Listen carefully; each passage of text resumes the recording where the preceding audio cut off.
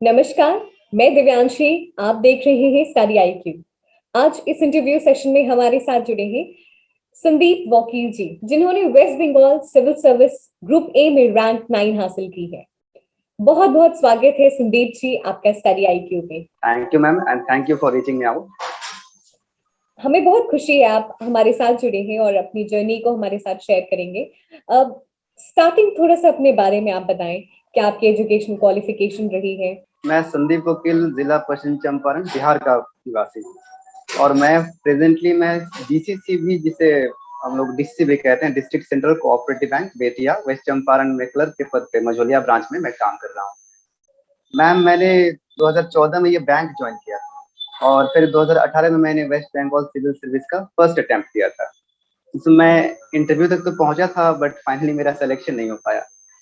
फिर मैंने हार नहीं मानी और मैंने आइडेंटिफाई किया कि कहाँ कहाँ मुझ में कमियां थी और उनको मैंने रेक्टिफाई करने की कोशिश की। और लकीली 2019 में मेरा सेकंड अटेम्प्ट था और इस बार लकीली मेरा सिलेक्शन हुआ। बहुत ही अच्छी बात आपने कही कि आपने हार नहीं मानी। कहते हैं अभ्यास व्यक्ति का आईना होता है, और अगर वो आईना आप देख लें तो आपकी सक्सेस निश्चित है। और या आपके एग्जाम्पल से हम सभी को पता चलता है कि बिल्कुल अगर आप निरंतर प्रयास करें और उस आईने को अच्छे से देखें तो सक्सेस जरूर आपके सामने आएगी। संदीप जी, क्या मोटिवेशन था सिविल सर्विस को लेकर? 2000, जैसे आपने बताया 2014 में आपने बैंक को ज्वाइन किया। मैम, मैंने बचपन से बहुत ज्यादा गरीबी देखी है। मेरे मम्मी पापा दोनों बीड़ी मजदूर थे और मुझे बचपन से ही बहुत ज्यादा गरीबी का सामना करना पड़ा है। मेरे पास किताबें नहीं थी, मुझे ऐसा लगता था कि मैं शायद आगे पढ़ नहीं पाऊंगा। बड़ी मुश्किलों में मेरा बचपन बीता है और सिर्फ मेरा ही नहीं, मेरे गांव में ज्यादातर लोगों का हाल ऐसा ही था। तो मैंने सोचा कि मैं कुछ करके दिखाऊं ताकि और भी लोगों को हिम्मत मिले। तो मुझे सेल्फ स्टडी से तैयारी करनी पड़ी। किताबों की कमी थी, कुछ मेरे फ्रेंड्स थे वो भी मेरी मदद करते थे, कुछ ऐसे मेरे टीचर्स रहे हैं जिनका बहुत ज़्यादा योगदान रहा है मेरी पढ़ाई में। तो सबके सहयोग से, गांव वालों के सहयोग से, मेरे दोस्तों के सहयोग से मैंने अपना मैट्रिकुलेशन, इंटरमीडिएट और ग्रेजुएशन तो कंप्लीट कर लिया। लेकिन फिर सवाल आया कि इसके बाद अब क्या करूँ। तो मैंने सेल्फ स्टडी से ही और लिमिटेड जो मेरे पास स्टडी मटेरियल था उनसे मैंने आईबीपीएस की तैयारी करनी शुरू की, क्योंकि ये मुझे लगा कि मैं शायद सेल्फ स्टडी से कर सकता हूँ। क्लरिकल लेवल का जो एग्जाम था। तो 2014 में मेरा सिलेक्शन क्लर्क पोस्ट के लिए सेंट्रल कोऑपरेटिव बैंक में हो गया और फिर पहले तो मुझे लगा कि इसके आगे मैं नहीं कर पाऊंगा। तो फिर मैं बैंक पीओ ये सब एग्जाम देता रहा, लेकिन मेरी तैयारी वैसी नहीं हो पाई। मुझ में वो मोटिवेशन नहीं था। फिर 2018 में मुझे ऐसा, पता नहीं ऐसा क्यों लगा, मेरा मेरा छोटा भाई है, उसने मुझसे कहा कि भैया तुम में पोटेंशियल है, तुम चाहो तो कर सकते हो, कोशिश करने वालों की कभी हार नहीं होती। मेरे भाई का बहुत ज्यादा योगदान रहा है मुझे एनकरेज करने में। तब से मैंने वेस्ट बंगाल सिविल सर्विस के लिए सोचना शुरू किया और बिहार पब्लिक सर्विस कमीशन के लिए मैंने सोचना शुरू किया। तो उसी समय वेस्ट बंगाल सिविल सर्विस की वैकेंसी आई थी, तो मैंने उसमें अप्लाई किया और मन लगा के तैयारी करनी शुरू कर दी। और बहुत कम समय में मैंने वो तैयारी करके West Bengal civil service mains clear करके इंटरव्यू तक मैं पहुंचा। बट मेरा सिलेक्शन उस समय नहीं हो पाया। लेकिन मुझ में हिम्मत आ गई कि अगर एक बार कोशिश करने से अगर मैं यहाँ तक पहुंच सकता हूँ तो आगे कोशिश करने से शायद और भी मैं बहुत कुछ कर सकता हूँ। और मेरा भाई निरंतर मेरी हिम्मत बढ़ाता रहा। तो इस बार मैंने फिर अपने आप में कमियां ढूंढनी शुरू की कि कहाँ कहाँ मुझे सुधार की जरूरत है, किन किन सब्जेक्ट्स में मुझे ज्यादा स्कोर करने की जरूरत है, कहाँ कहाँ मेरा वीक पॉइंट्स है। और फिर लकीली मुझे, और जो सबसे बड़ा मोटिवेशन मुझे मिलता था, मुझ में जब भी मैं हार मानता था तो मुझे लगता था कि मैं हार कैसे मान सकता हूँ। अगर मैं हार गया तो जिन लोगों को मैं इंस्पायर करना चाहता हूँ, गरीब ऐसे स्टूडेंट्स, पर्टिकुलरली मेरे गांव के जो गरीब लोग हैं, उनको मैं मोटिवेट करना चाहता था, वो लोग भी हार मान जाएंगे। तो फिर से मुझ में एक नई ऊर्जा आती थी और यही मोटिवेशन मुझे यहाँ तक ले आया। बेहद ही दिलचस्प स्टोरी है आपकी। जिस तरीके से आपने अपनी शुरुआत की, मुझे पूरा विश्वास है कि आपके इस सक्सेस से, आपके इस रिजल्ट से आप अपने गांव के सभी लोगों को मोटिवेट करेंगे कि परिस्थितियां ये डिसाइड नहीं करेंगी कि हमारा फ्यूचर क्या हो, हम डिसाइड करेंगे कि हमारा फ्यूचर क्या हो। संदीप जी, आपने जैसे बताया कि जो पहले अटेम्प्ट में आपने जो गलतियां सीखी, सेकेंड अटेम्प्ट में उसको रेक्टिफाई किया। एग्जामिनेशन की डिमांड को कैसे समझें? एग्जामिनेशन में मैंने पहले तो सिलेबस से और फिर प्रीवियस क्वेश्चन को मैंने स्टडी किया कि कौन कौन से चैप्टर से ज्यादा क्वेश्चन आते हैं, मुझे किन किन चैप्टर पे ज्यादा फोकस करने की जरूरत है। वैसे तो सभी चैप्टर्स में पढ़ने चाहिए, लेकिन कुछ चैप्टर्स ऐसे हैं जिन पे हमारा फोकस कुछ ज्यादा होना चाहिए। फॉर एग्जाम्पल पॉलिटी में फंडामेंटल राइट्स, फिर डीपीएसपी, ये सब जो चैप्टर्स हैं। हिस्ट्री में नॉन कोऑपरेशन मूवमेंट, और फिर सिविल डिसोबीडियंस मूवमेंट, ये सब कुछ ऐसे चैप्टर्स हैं जिन पे हमारा फोकस कुछ ज्यादा होना चाहिए। तो मैंने इन सबको आइडेंटिफाई किया वो प्रीवियस क्वेश्चन देख के कि किन किन चैप्टर्स पे हमारा फोकस ज्यादा होना चाहिए, और सबसे पहले मैंने उनकी तैयारी स्टार्ट की। और इसके बाद जो धीरे धीरे मैंने और भी चैप्टर्स पे ध्यान देना शुरू किया। तो मैं ये कहना चाहता हूँ कि ऐसा नहीं कि हमें हमें कुछ ही चैप्टर्स पे सीमित रहना चाहिए, बल्कि कुछ ऐसे चैप्टर्स को आइडेंटिफाई करना चाहिए जिनसे ज्यादा क्वेश्चंस आते हैं। तो इस तरह से मैंने अपनी स्ट्रेटेजी भी डेवलप की। कुछ चैप्टर्स को आइडेंटिफाई करिए जो आप देख रहे हैं कि रेगुलरली आपसे पूछे जा रहे हैं, वो बहुत जरूरी है। एग्जामिनेशन में पहले असेसमेंट जरूरी है।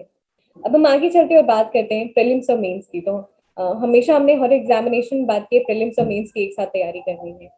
वेस्ट बंगाल सिविल सर्विस में कैसे करनी चाहिए? मैम मुझे लगता है कि पहले हमें सब्जेक्टिव डिस्क्रिप्टिव पेपर्स की पहले तैयारी करनी चाहिए, पहले अपना कॉन्सेप्ट बिल्डअप करना चाहिए।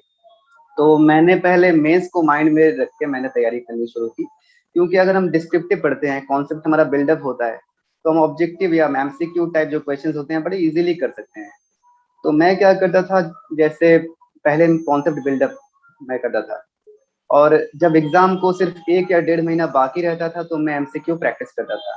तो मुझे लगता है कि अगर हम कॉन्सेप्ट बिल्डअप अगर अच्छे से कर लें तो एमसीक्यू के लिए हमें बहुत ज्यादा टाइम देने की जरूरत नहीं पड़ती।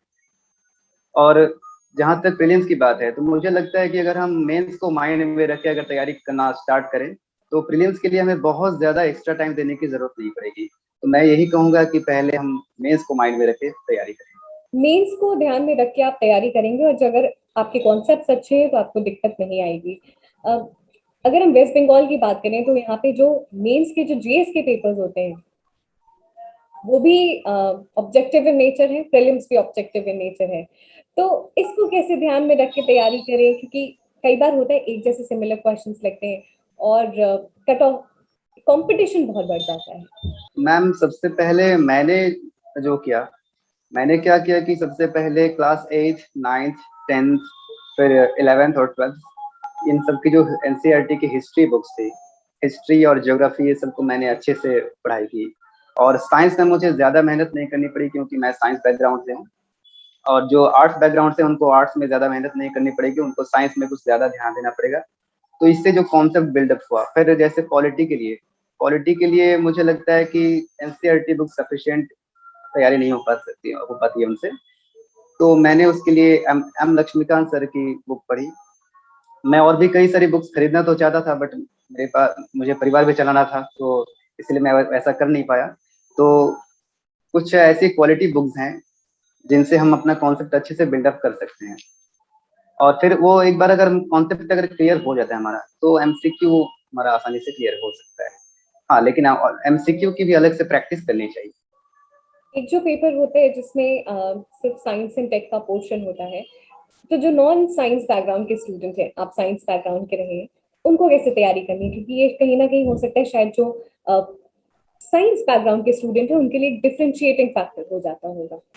मैम देखा जाए तो हर सब्जेक्ट के बैकग्राउंड वाले को कुछ प्लस पॉइंट्स, कुछ माइनस पॉइंट, कुछ एडवांटेजेस और कुछ डिसएडवांटेजेस होते हैं। जैसे साइंस बैकग्राउंड वाले लोगों को हिस्ट्री, पॉलिटी, इन सब में कुछ ज्यादा मेहनत करनी पड़ती है, क्योंकि और वैसे ही आर्ट्स बैकग्राउंड वालों को साइंस सब्जेक्ट्स में कुछ ज्यादा मेहनत करनी पड़ती है। तो साइंस में चूंकि कॉन्सेप्ट बेस्ड है, और लेकिन एक बात यहाँ पे और है कि इसमें जो जीएस में जो साइंस के जो क्वेश्चंस पूछे जाते हैं, इनका लेवल बहुत डीपली नहीं पूछा जाता। ये जनरल साइंस जो हमारे रोजमर्रा की लाइफ में जो काम आते हैं, उनसे रिलेटेड साइंस पूछा जाता है।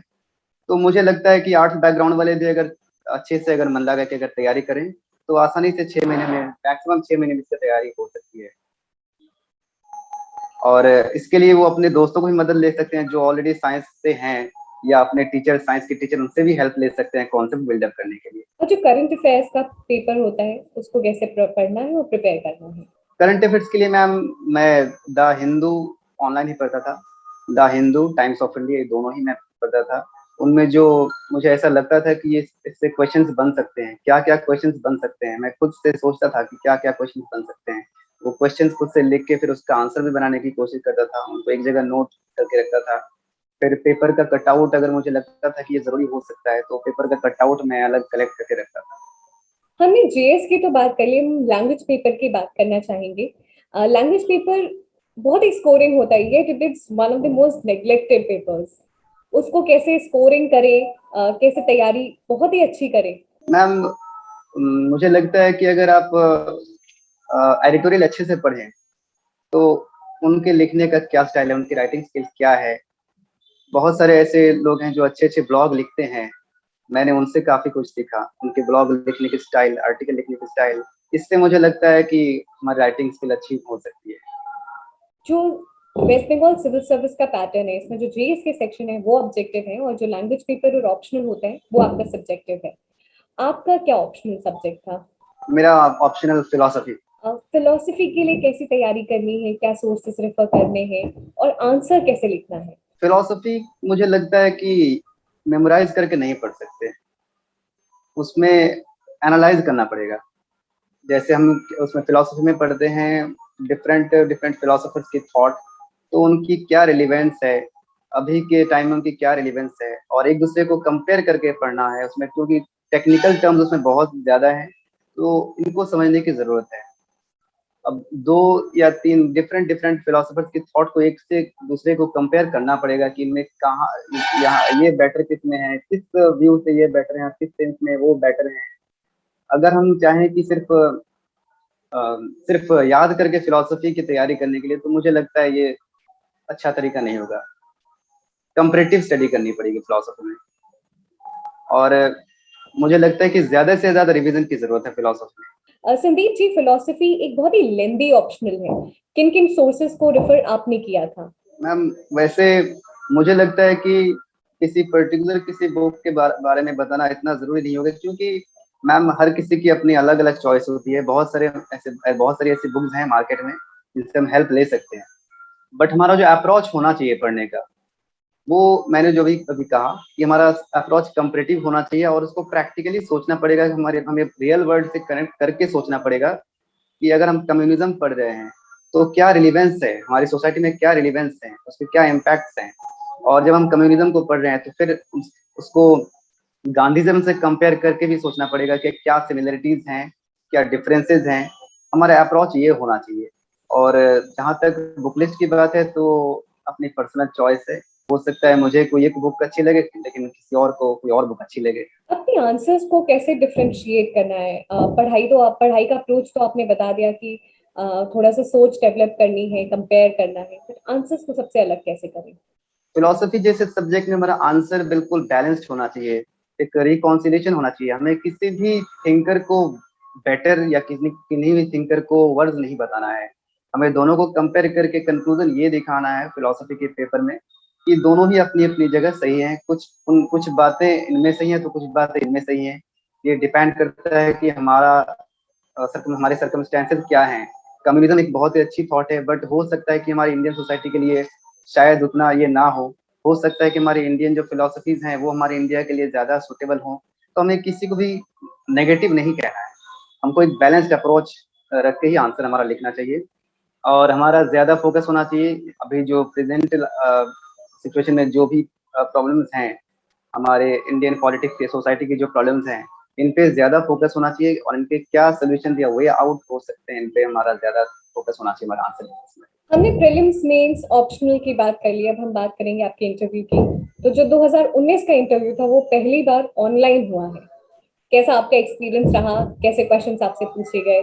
मैम, पहले तो मैं थोड़ा सा नर्वस था क्योंकि ऑनलाइन ये पहली बार हो रहा था, तो मुझे लग रहा था कैसे करूंगा फिर मेरे यहाँ नेटवर्क की भी बहुत ज़्यादा प्रॉब्लम रहती है। लेकिन बाद में मैंने सोचा कि जब ऐसा यही होगा तो मुझे इसी के अकॉर्डिंग ही अपनी तैयारी करनी पड़ेगी। मुझसे मैम मेरे पर्सनल बैकग्राउंड पे और मेरा जो प्रेजेंट जॉब है इससे रिलेटेड क्वेश्चंस पूछे गए, और फिर पूछा गया कि मैं बिहार से फिर वेस्ट बंगाल में क्यों आना चाहता हूँ, और पुलिस डिपार्टमेंट से, मेरे पुलिस स्टेशन एरिया से रिलेटेड वहाँ का क्राइम का क्या स्टेटस है, how do you assess the working of your police station. इस तरह के क्वेश्चन ज्यादा पूछे गए। तो मुझे लगता है कि ऐसे भी किसी भी क्वेश्चंस में हमारा आंसर किसी को हर्ट करने का, या किसी को ऐसी कोई बातें नहीं कहनी चाहिए जिससे किसी की फीलिंग्स हर्ट हो, या नेगेटिव कोई कमेंट, ऐसा कुछ नहीं करना चाहिए। उनका मेन मोटिव होता है हमारे प्रेशर हैंडल करने की हमारी जो एबिलिटी है उसको टेस्ट करना। तो हमें इसके लिए मेंटली प्रिपेयर होना चाहिए। हम जो भी कहेंगे वो पॉजिटिविटी उसमें रहनी चाहिए। एक पॉजिटिविटी रहनी चाहिए और एक बहुत ही बैलेंस आंसर आपको जो भी आप दे रहे हैं इंटरव्यू में वो नहीं होना चाहिए। संदीप जी, किस तरीके से स्टडी आईक्यू आपकी जर्नी में साथ रहा है? मैम, मैंने अपने जीएस के लिए, खासकर अपने जीएस पेपर्स के लिए स्टडी आईक्यू से बहुत ज्यादा स्टडी करी है। मैं अक्सर आपके चैनल जीएस के जो क्लासेस होते थे मैं देखता था। मुझे अफसोस होता है कि मैं पेड क्लासेस नहीं ले पाया। मुझे कुछ पैसों की दिक्कत थी, इसके कारण मैं पेड क्लासेस नहीं ले पाया, बट जो फ्री क्लासेस थे मैंने उनको अच्छे से अटेंड किया और मैंने काफी कुछ उनसे सीखा। और मुझे लगता है कि जीएस प्रिपेयर करने में मुझे स्टडी आई का बहुत ज्यादा मुझे हेल्प मिला। संदीप जी, हमें बहुत खुशी है कि हम आपकी सक्सेस का हिस्सा बन सके। कुछ फाइनल वर्ड्स आप सभी को बताना चाहेंगे अपनी जर्नी से, किस तरीके से मोटिवेटेड रहना है और तैयारी करनी है? जी, मैं फ्यूचर एस्पिरेंट्स के लिए कहना चाहता हूँ कि कभी भी प्रॉब्लम से घबराएं नहीं, क्योंकि प्रॉब्लम्स हमारे लाइफ में इसीलिए आते हैं क्योंकि हमें उनसे सीखना होता है। प्रॉब्लम को फेस करने के बाद हमें कुछ एक नया एक्सपीरियंस मिलता है और हम पहले से ज्यादा स्ट्रांग फील करते हैं अपने आप को, पहले से ज्यादा कॉन्फिडेंस बिल्डअप होता है। इसीलिए भी जब भी कोई प्रॉब्लम आपके सामने आए तो उसका पॉजिटिव साइड भी सोचिए कि इसका कोई सोल्यूशन भी है। दुनिया में ऐसी कोई प्रॉब्लम ऐसी नहीं है, चाहे वो गरीबी हो या फैमिली की कोई प्रॉब्लम हो या फिर कोई भी प्रॉब्लम, ऐसी कोई प्रॉब्लम नहीं है जिसका कोई सोल्यूशन ना हो। सोल्यूशन को हमें ढूंढना है, और वो ढूंढते ढूंढते हमें एक प्रॉब्लम का सोल्यूशन ढूंढते ढूंढते ऐसे बहुत सारी एबिलिटी अपने आप में हम डेवलप कर लेते हैं। फॉर एग्जाम्पल, मेरे पास टाइम कम था तो मैंने ऐसा बहुत कुछ सोचा कि कम टाइम में कैसे प्रिपेयर करें। तो मैंने ढूंढते ढूंढते मैंने ऐसा मुझे पता चला कि मेडिटेशन से और प्राणायाम से ब्रेन पावर बढ़ाया जा सकता है। तो मैं जरा उस तरफ मैं मुझे इंटरेस्ट होने लगा, योगा की तरफ। मैं योगा करने लगा, योगा में पर्टिकुलरली प्राणायाम और मेडिटेशन करने लगा। तो मुझे ज्यादा याद रहने लगा, कम पढ़ के मुझे ज्यादा याद रहने लगा। तो जैसे ये मैंने नई चीज सीखी, मेरी गरीबी के कारण ही मैंने ये नई चीज सीखी कि ब्रेन पावर कैसे बढ़ाते हैं। फिर जब मुझे फ्रस्ट्रेट फील होता था कभी कभी, जब मैं मुझे कभी कभी लगता था कि मैं कुछ नहीं कर पा रहा हूँ, गरीबी के कारण मैं नहीं कर पाऊंगा, शायद अब मुझसे नहीं होगा, तो किसी ने मुझसे कहा कि तुम गीता पढ़ो और उसको समझो, उसके सार को समझो। तो मैंने श्रीमद् भगवत गीता का अध्ययन शुरू किया। और जब भी मुझे ऐसा फील होता था, कभी कभी मुझे निराशा फील होती थी, तो मैं उसको अच्छे से पढ़ता था, उसकी बातें याद करता था और मुझ में एक नई एनर्जी आती थी।